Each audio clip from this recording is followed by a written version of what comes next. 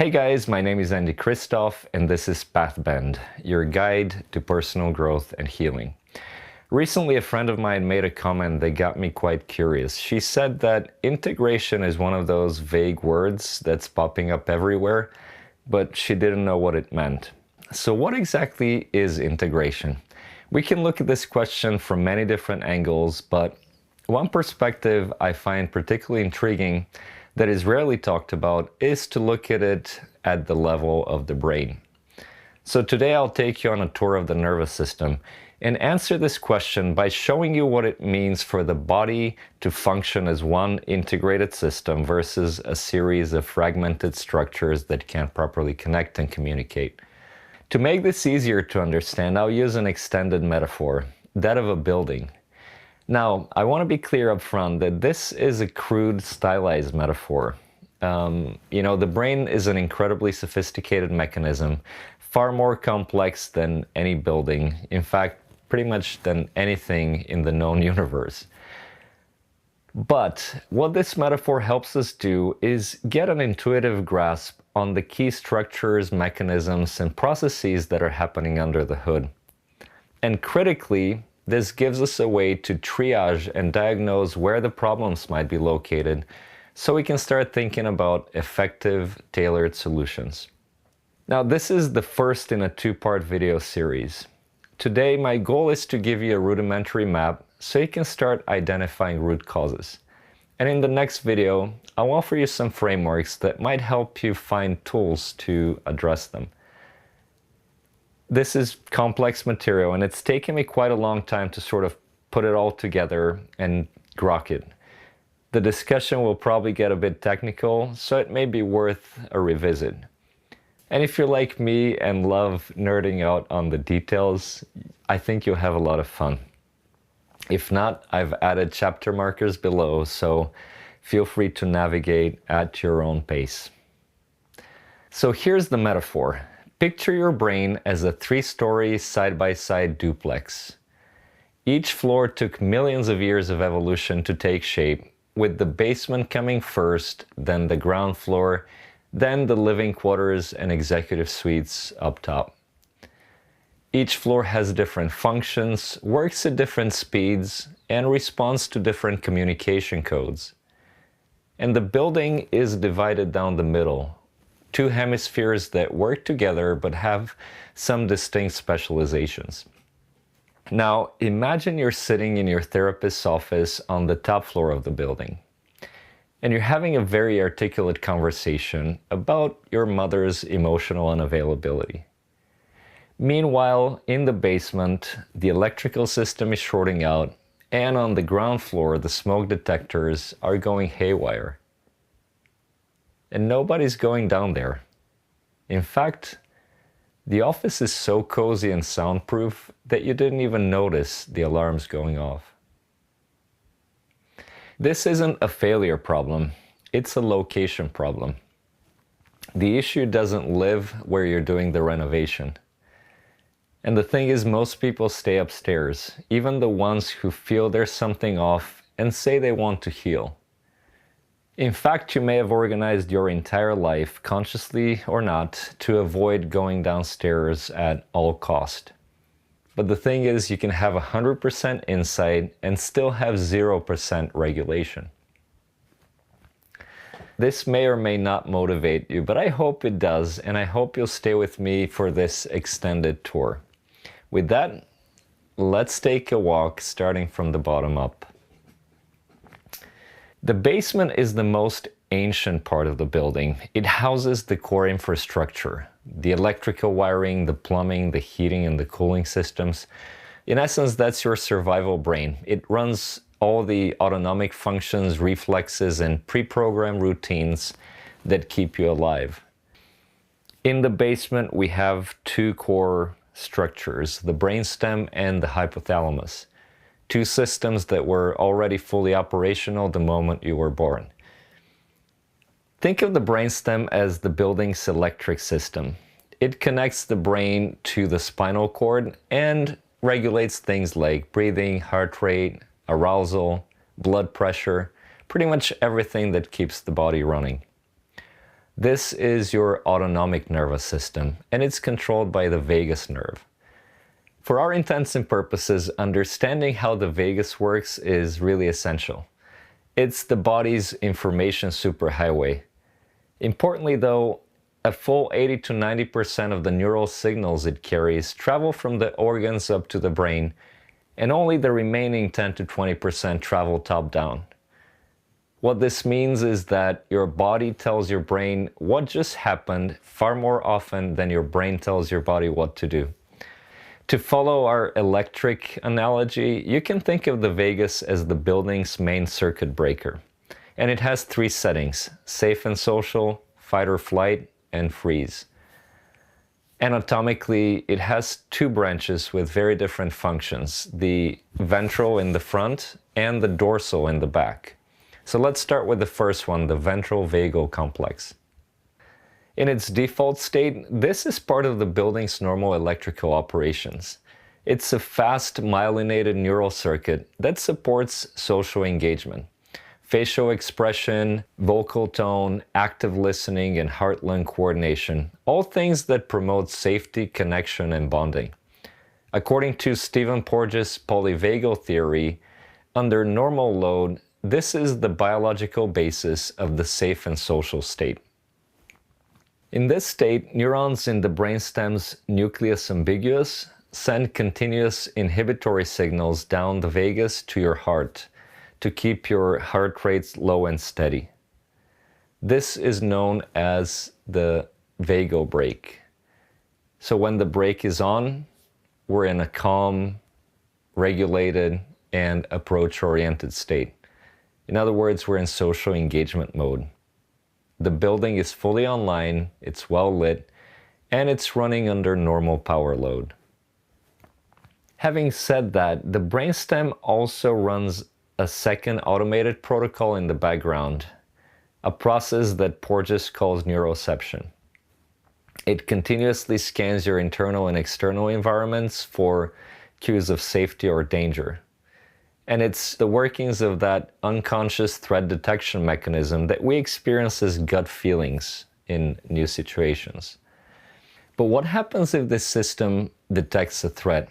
Well, remember how the vagal brake works?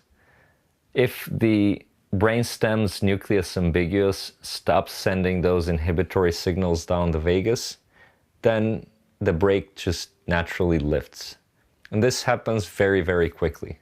This ushers the body into a second state called vagal withdrawal. The building switches into emergency power mode. You know, the voltage surges, energy is rerouted to survival critical systems. The heart rate spikes, breathing gets shallower, and almost in an instant, you go into this full-on fight or flight mode. That said, what if the threat feels too overwhelming or simply inescapable? Well, in that case, the body has a final protective response. This is where the second, much more ancient and slower branch of the vagus comes in, the dorsal vagal complex. It's like a breaker that flips and activates a total shutdown. Heart rate drops, blood pressure falls, the body goes numb. This is your freeze response. If you've ever watched an antelope getting caught by a lion on Discovery, you've probably seen this response. It looks like playing dead. It's the body's last-ditch effort to conserve energy and survive when escape seems impossible. So let's recap. The vagus works along a threat response hierarchy with three distinct settings depending on the intensity of the perceived danger. The default is ventral vagal state, brake on. Your body's humming, you're calm, regulated, curious, creative, and available for connection. This is what safe and social feels like.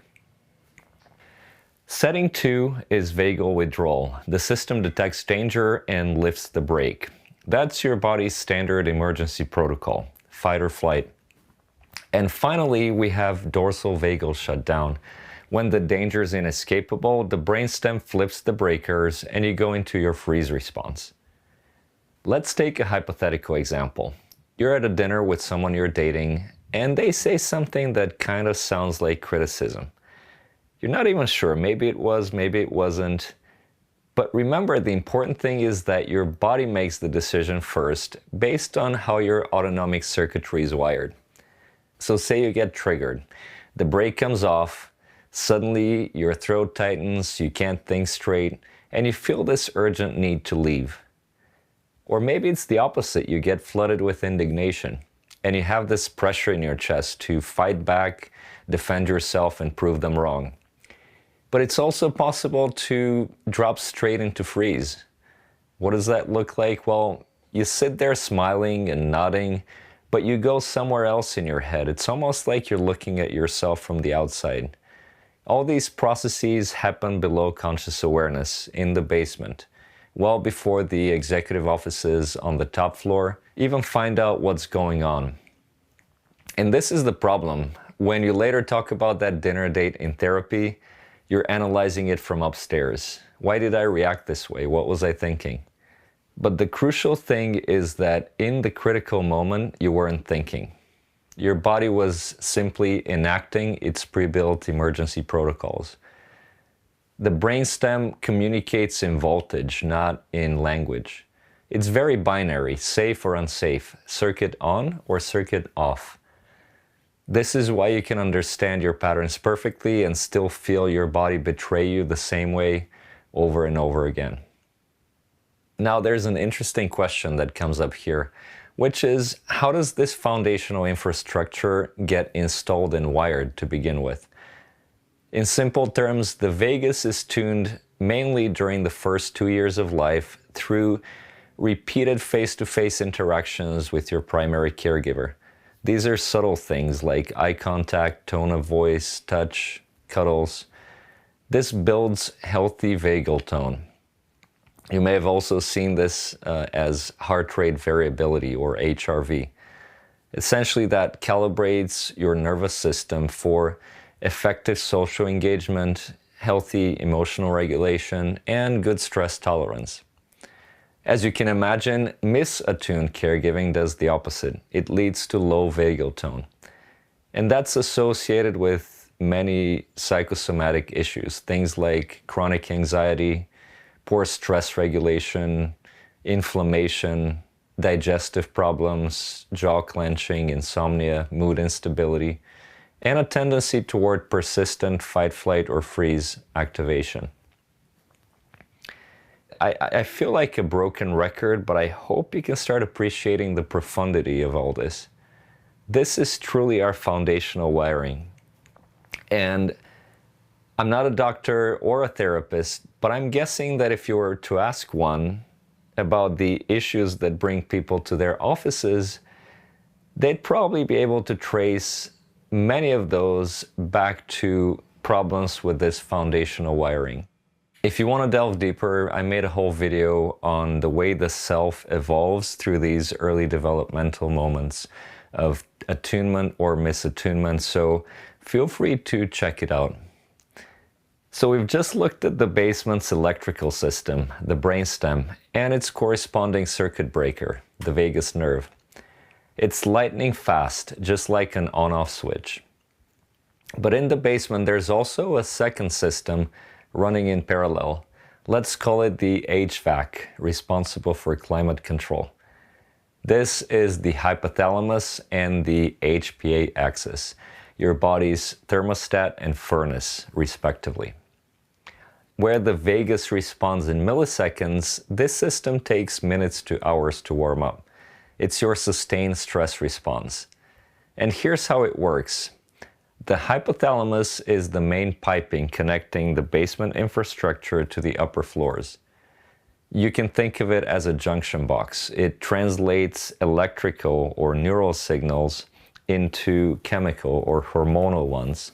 And it does this by interfacing very closely with the pituitary gland, a tiny structure at the base of your brain.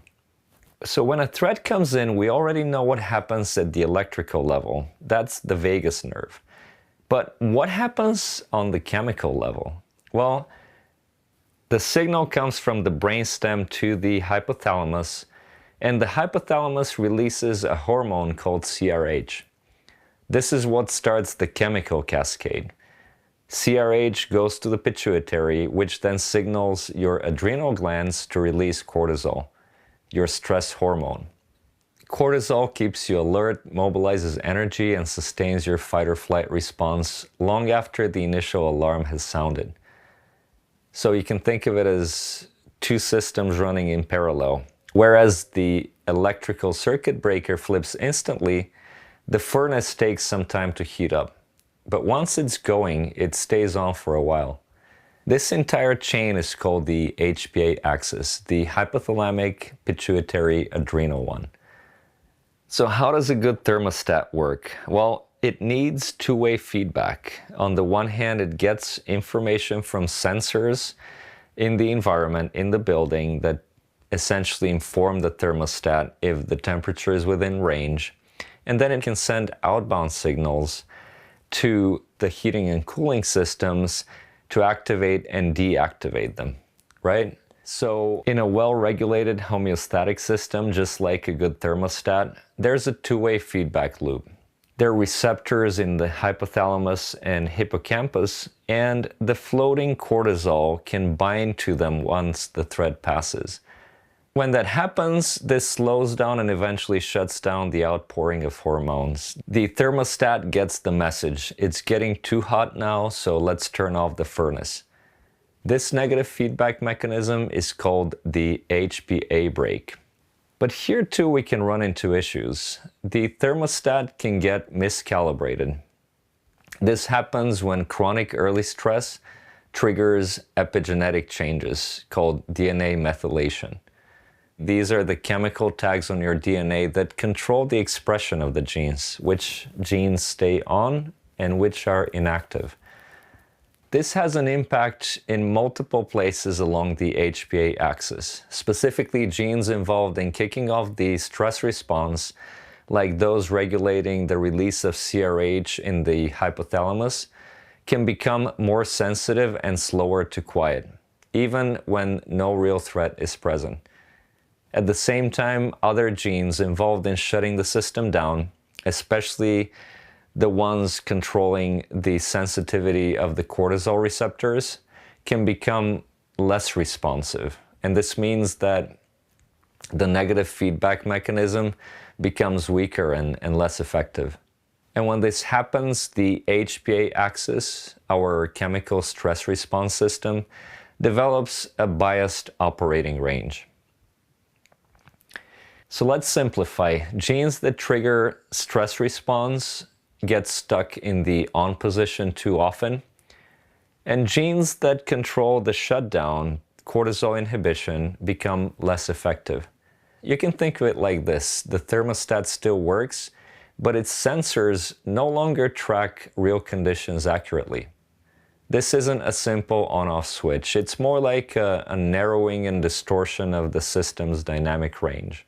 Now, the building may tend to overheat easily, leading to issues like chronic anxiety and difficulties calming down, or it may persistently fail to generate enough heat, leading to numbness, depletion, and emotional blunting. Or it may even swing between both, periods of sustained activation followed by periods of collapse. Let me give you an example and see if it'll strike a chord. Say you wake up at 6 a.m. and before you're even fully conscious, your body's on edge. You feel anxious, but about what? Because nothing's happened yet. You haven't even touched your phone, you haven't checked your email, you're just there lying in bed. I don't know about you, but it's happened to me more than once or twice. That's your hypothalamus pumping heat into the building, even though it's already 78 degrees. Or let's look at the opposite. You get terrible news, something objectively bad happened, like something really stressful, but you feel really flat, like you're watching it happen to someone else. You try to care, but you can't. The furnace won't turn on, even when you truly need it. Or the third pattern, 3 days of constant anxiety, can't sleep, heart pounding, checking your credit card and email at 2 a.m., catastrophizing about everything, and then you crash. 2 days of dragging your feet, barely being able to get out of bed. That's a thermostat that has lost its capacity to regulate across conditions.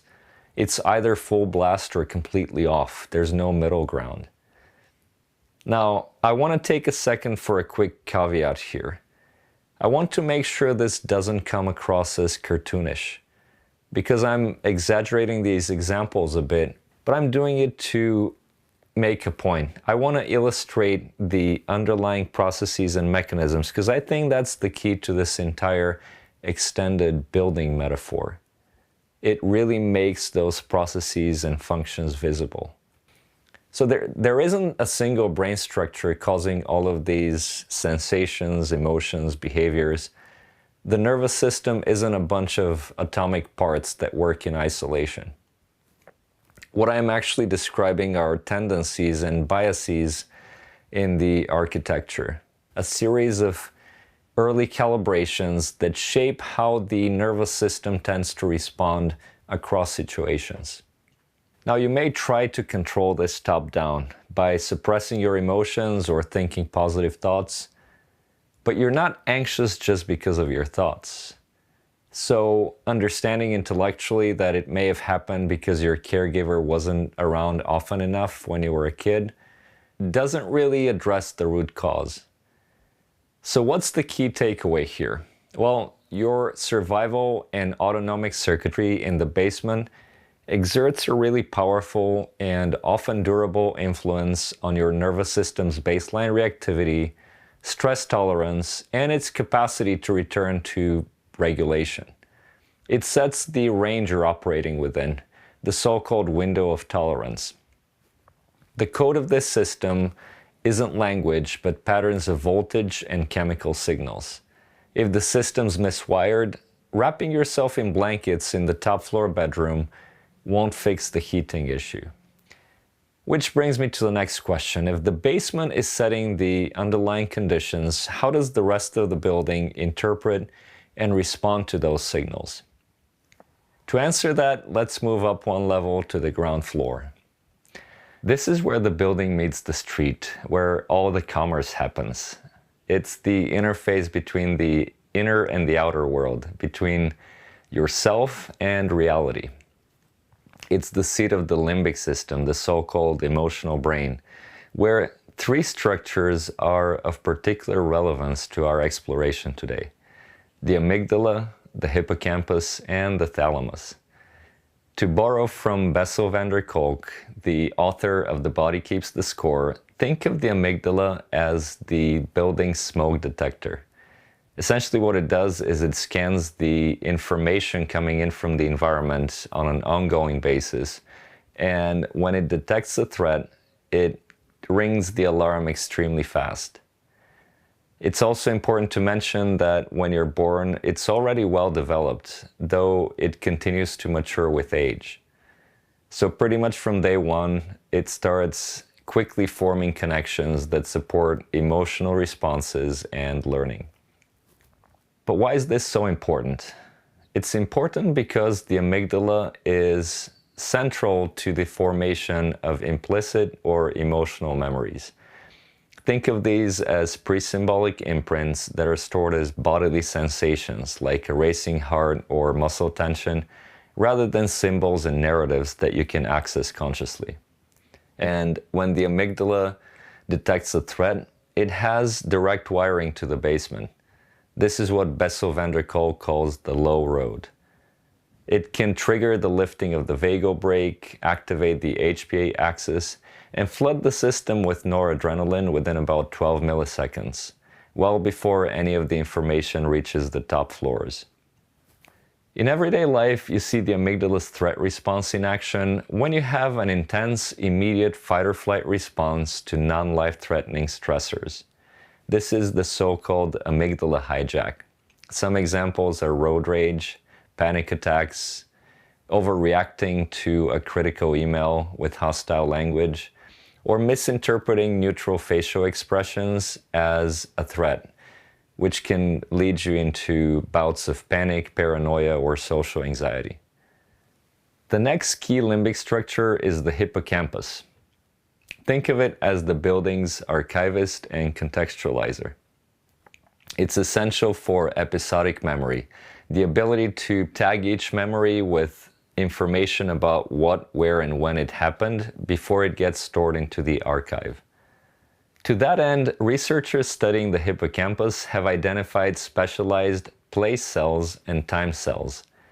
Place cells encode location, and time cells fire at specific moments in a sequence. But it's together that these allow the brain to organize experience into a coherent spatial and temporal framework, which gives you the ability to tell the difference between this happened back then from this is happening right now. The hippocampus is also one of the key mechanisms that reins in the amygdala's tendency to overgeneralize threat. Let's imagine there's a snake 5 feet in front of you. The amygdala is instantly going to scream danger. But the hippocampus can give you some crucial context to help you tell the difference between a snake that's coiled on the trail and a snake that's coiled behind glass at the zoo. It's also the primary structure that activates the HPA brake, dampening cortisol spikes, in effect turning off the thermostat to prevent the building from overheating. So at this ground floor level, as in the basement, we see the same two-way feedback loop mechanism. We have a gas pedal, the amygdala, and a brake, the hippocampus. But here's something subtle and very, very important. Remember how we said the amygdala is already functional at birth? Well, that's not true for the hippocampus. In fact, it doesn't come fully online until around 18 to 24 months later. That's like 1.5 to 2 years. Which means that everything before that, all your earliest experiences, whether it's safety or danger, attunement or neglect or abandonment, all of that registers in the amygdala as these emotional imprints without hippocampal contextual tagging. Which means that there are these implicit memories, but there's no timestamp and no location stamp associated with them. In other words, they're not even in the filing system. I find this truly fascinating because it leads to the next logical question, which is, if these emotional memories exist, where are they? And the answer is that they exist in what we might call the forever now. They're global and timeless. To your system, they don't feel like archived events from the past. They feel like the present, the current state of the building. Let me try to make this concrete. You're having a conversation with your partner and they raise their voice. They're not even yelling, they're just frustrated. Your amygdala fires. 12 milliseconds and the smoke detectors are screaming. And you don't think raised voice, you feel threat. Because somewhere in the amygdala is a pre-symbolic imprint. Not words or a story, but a pattern. Loud voice equals danger. Perhaps you were 6 months old when the pattern formed. You definitely don't remember it, but your body does, your amygdala remembers, and it treats it as the present tense. Believe it or not, it's this exact implicit patterning that's at the root of many of our triggers. The last structure on the ground floor we're going to look at is the thalamus, the main gateway to the cortex. Think of it as the building's front desk. It's like a relay station where nearly all of the sensory information from the world outside gets sorted out and filtered before being routed up to the top floor for conscious processing. Remember, we're dealing with inbound sensory information coming from the street into the building. In a well-regulated system, the thalamus makes effective decisions about what information is important enough to pass through and what can be filtered out, preventing the executives on the top floor from being overwhelmed.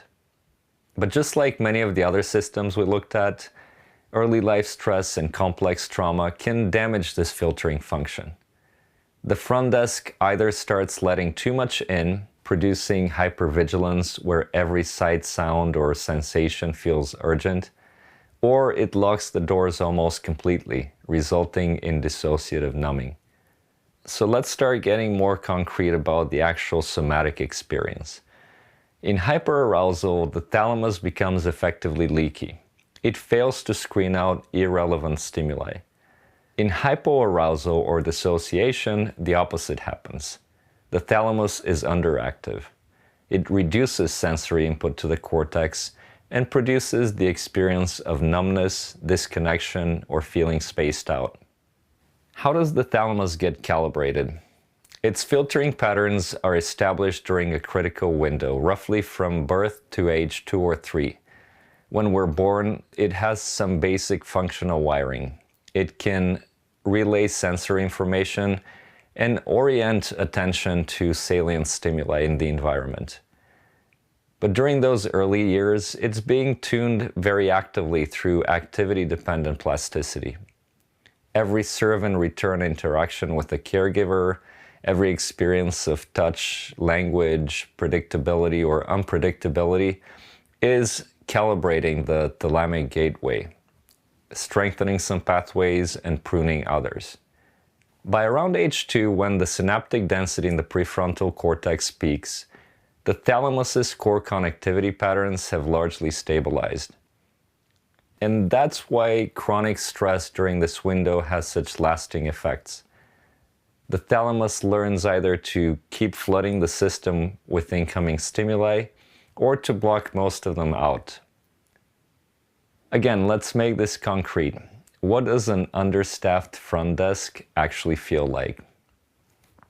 Let's say you're Dr. Smith. You're at a networking event at a conference, something you're supposed to be good at. You're a physician, after all. But the moment you walk in, you feel inundated, you feel overwhelmed. The lights are too bright, every conversation feels equally loud. You can't really focus on the person in front of you because you're also tracking the laughter 3 tables down, someone's perfume, the temperature of the room, and whether people are looking at you. Your thalamus is sending everything upstairs marked important. You're struggling to filter the signal from the noise. So you smile, you play the part, but inside you're using every ounce of energy just to manage the sensory flood. And by the time you get back to your room, you're completely depleted. Or maybe you've had the opposite experience. You're at the same networking event, but you feel nothing. You're watching yourself have conversations, and your own voice sounds distant. You can see people's mouths moving, but you're not really taking in what they're saying. You know intellectually that these are important connections, but you're so numb you have to pinch yourself to confirm you're still in your body. Everything feels muffled, like you're underwater. So the thalamus can't find the middle range where you're both present to your experience and focused on the right inputs. Now here's what's crucial to understand. The baseline filtering pattern set in those first years of life becomes your working foundation.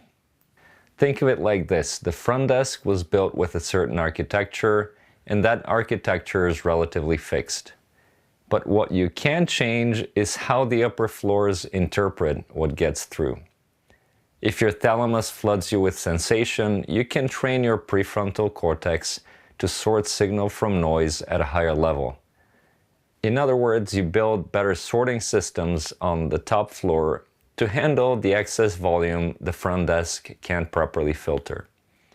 Or if your thalamus blocks out most input, you can still learn to work with limited data, to check in deliberately rather than waiting for sensation to break through. You're not replacing the front desk, you're building better processing systems around it and adding support staff on the floor above, which is exactly where we're going now. The top floor is where conscious life happens, where you think, plan, reflect, make decisions, where you have access to language and construct the story of your life, and fundamentally, where you experience yourself as you. This is the Neocortex, the living quarters and executive offices. And as I mentioned in the beginning, it's divided into two apartments side by side, thus the duplex structure. The right hemisphere apartment developed first, and it has this spiral staircase that keeps it densely connected down to the ground floor and the basement. It's furnished with emotional, holistic, nonverbal processing. And it's really critical for things like recognizing faces, reading tone of voice, and creating your embodied sense of self. In fact, your early experiences were encoded primarily here in right brain networks, before the left department was fully online. On the other hand, the left hemisphere apartment specializes in sequential, linguistic, analytical processing. This is where you make sense of your life, where you construct narratives, and where traditional talk therapy tends to operate. It's well lit, well organized, and full of words and stories. But on the flip side, it's far less connected to what's happening on the floors below. Now, before we step into the executive offices themselves, we need to mention two key integration structures. They allow information from the lower floors to actually reach conscious awareness, and they allow the two hemispheric apartments to coordinate better with each other. If these integration hubs are offline, information can't flow properly between the floors, and the two sides can't communicate effectively. So the result is you stay disconnected from what's happening in your own internal world. The first hub is the insula. It's classified as a paralimbic structure, meaning it's a bridge that connects the limbic system and the neocortex. Think of it as the building's interpreter or sensation hub that understands the codes of all the different floors and can translate information between them. Here's how it works. It captures raw information streaming up from your body, heart, lungs, gut, and it connects this with additional emotional signals coming from the amygdala and contextual information from the cortex. And all this, it synthesizes into something pretty amazing, your conscious awareness of what you're feeling. It's what allows you to know the difference between I'm anxious versus I'm excited versus I'm angry. Same underlying physiological state, different felt conscious experience. That's all the result of the remarkable translation and information synthesis the insula performed, a process called interoception. When the insula functions well, you have what's called interoceptive accuracy. You can detect your body's internal signals and correctly interpret their emotional meaning. But when activity in the insula is downregulated, which happens, for example, in avoidant attachment where emotional suppression is a habitual defense, the capacity to translate physical sensations into conscious feelings is blunted. In this state, the interpreter between the body and the conscious mind simply stops showing up to work. And this manifests in one of two ways. Either you're feeling emotionally flat while your body is screaming danger underneath, or the opposite. You experience this subjective overintensity of sensations, maybe heart racing, blood pumping, but your brain can no longer contextually label the signal. And this leaves you feeling overwhelmed and confused by a physiological response you can't really make sense of. And this is why many trauma survivors can't answer the question, what are you feeling right now? Because the signals are all there, but the translation hub is offline. The second critical integration structure is the anterior cingulate cortex. Let's call it the ACC. Technically, it's part of the prefrontal cortex, but Bessel van der Kolk calls it out separately in The Body Keeps the Score because it performs a unique job. Basically, it's the building's chief conflict mediator. The ACC gets data dumps from everywhere all at once. Emotional vibes from the amygdala, body states from the insula, sensory information from the thalamus, and analytical input from other prefrontal regions. Its main job is to take all that, compare it, and detect when these signals clash. For example, it notices when what you're feeling doesn't match what you're thinking, when your gut is screaming danger, but your mind is saying everything's fine. Then it helps to mediate and coordinate a unified response. When your ACC is online and humming, you can easily juggle multiple streams of information. You can notice, okay, I'm feeling super anxious right now, but I can rationally evaluate this situation and I understand it's not objectively dangerous. You get to be in your body and think clearly at the same time. You can feel your feelings and maintain perspective. And you'll probably notice that what I'm going to say next is a refrain that keeps repeating throughout the video. But chronic stress and trauma often impair ACC's functioning too. It makes it harder to integrate those competing signals. So you might get overwhelmed by pure emotion with zero capacity for rational thought, or the opposite, you might completely tune out your feelings, operating only from dry analysis, but not really factoring in your lived embodied experience. Ultimately, the ACC is one of those hubs that allows you to have a genuinely integrated response to reality. A response that takes into account what your body's feeling, what your emotions are telling you, and what your conscious brain suggests, all together in real time. Now let's look at the prefrontal cortex, the executive offices themselves at the front of the top floor.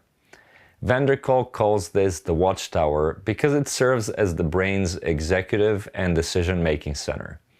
It allows you to consciously observe, evaluate, and respond to your environment rather than simply reacting to it.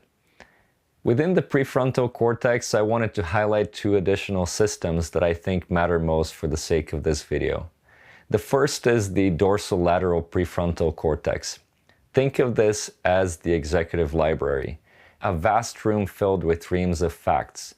It's left lateralized and it's responsible for working memory, logic, and deliberate reasoning. Its superpower is the pause button. It actually gives you some space between stimulus and response. You can step back from a raw experience and actually reflect on it. When you're in a therapy session challenging a core belief or reframing a bad day, it's your dorsolateral prefrontal cortex that's doing the heavy lifting. But here's the catch. The dorsolateral prefrontal cortex can only work with information it receives. If your body sensing insula is offline or your anterior cingulate isn't filtering information correctly, your library is filled with fake news. You can generate brilliant insights, but if they aren't grounded in what's actually happening in your body, those insights will be hollow and divorced from your reality. The second structure, the orbitofrontal cortex, is a different beast. Neuroscientist Alan Shore describes it as a bridge between your animal brain and your thinking brain. The OFC receives integrated input from all floors. The OFC is heavily right lateralized. And there's one important thing, which is that it develops through experiences of emotional co-regulation with safe others, not through verbal learning. While your amygdala just screams danger like an on-off switch, the OFC can distinguish the degree of danger. It asks, okay, but how much danger? Is it a run-for-your-life threat or just a run-of-the-mill threat? And critically, it's the executive system that sends chill-out signals down to the amygdala to stop the alarm. The OFC also works with the hippocampus to form cognitive maps for decision-making. The hippocampus supplies the contextual memory, the where, when, and what happened before, and the OFC adds goal relevance and value. So together they form a unified understanding of the situation that can guide flexible responses. So now that we've looked at the layout of the entire third floor, there's a critical limitation I want you to be aware of. Under sufficient stress, the entire third floor goes dark. The prefrontal cortex is metabolically expensive and it takes tremendous energy to run. So when the basement activates emergency protocols, it has to cut off the power on the third floor. Remember what happens when the vagal brake comes off? Blood flow redirects, glucose is hijacked by survival systems, and the PFC literally goes offline. This is why you can't think your way out of a panic attack. It's why your well-practiced coping skills vanish the moment you're triggered. The top floor has lost power because the lower floors have seized the generator. So now that we've toured the entire building, let me answer the question I started with. What is integration at a neurobiological level? Integration is when the building operates as one single system. When the floors and offices are interconnected and can communicate effectively. Specifically, this includes communication between the body's signals and the limbic system, emotional signals reaching up to the prefrontal cortex, and the prefrontal cortex sending inhibitory signals back down into the basement and ground floor. It also involves connection between the left and right hemispheres and bidirectional flow between body and mind. When your nervous system is integrated, you have flexible access to all your systems. You can feel deeply and think clearly, not only on a day-to-day basis, but also in high-stakes social and relational situations. Your body can activate in response to real threat and return to calm when the threat passes. You can access language to make sense of experience without using language to deny experience. This one is particularly insidious because by definition, it's very hard to notice when we're doing it consciously. Now let me leave you with a difficult truth. Many of us, myself included, aren't fully integrated. Attachment wounds and complex trauma can fragment the building.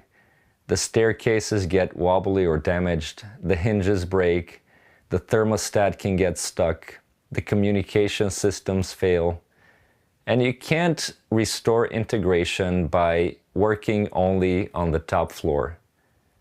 I've said this already, but it's worth repeating. You can't think your way into an integrated nervous system. Insight usually lives in your analytical centers. That's where you connect the dots, build the narrative, and make sense of your history. It's vital work, but it's mostly intellectual. However, emotional regulation depends on integration. There's vertical integration, that OFC spiral staircase reaching down to calm the basement. There's also interoceptive integration, the Insula translating body signals into feelings you can actually name. There's conflict integration, the ACC coordinating between the raw emotion of the moment and your logical perspective. These are connections that are built through lived experience, not just explanation. As I mentioned before, you can have 100% insight and 0% regulation, because all these things are happening in different systems that speak different languages. This is why the process of just talking about it rarely creates deep change. As the saying goes, if all we have is a hammer, we treat everything as a nail. Many of us do exactly that with talk therapy. We keep hammering for years, wondering why we're not feeling better. In the next video, I want to explore how we might actually work intelligently with the neural architecture we just uncovered. I'll share what I've learned about what I call the malleability hierarchy. It enables you to identify which systems can change quickly and which can take years. I'm still learning this myself, but I hope that sharing what I've discovered so far gives you a map that can be useful on your own journey. Thanks so much for being here, and see you next time.